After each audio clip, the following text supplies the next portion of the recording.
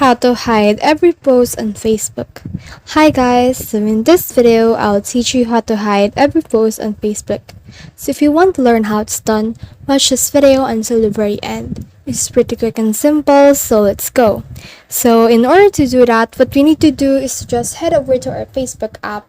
And then once you're in there, just click on this icon right here, which is your profile icon, and head over to your profile page.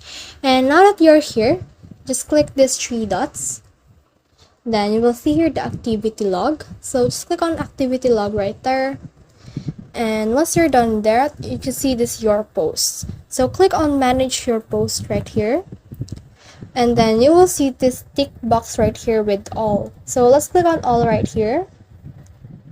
Then as you can see, they have been selected. What we can do next is to just click on these three dots right here.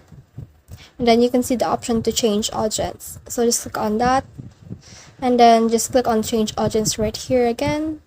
And let's change it into only me, so it will become private and it will be hidden so others view.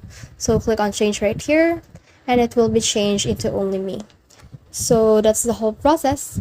I hope this video helped you to hide every post on Facebook. If you have questions or comments, kindly put in the comment section below.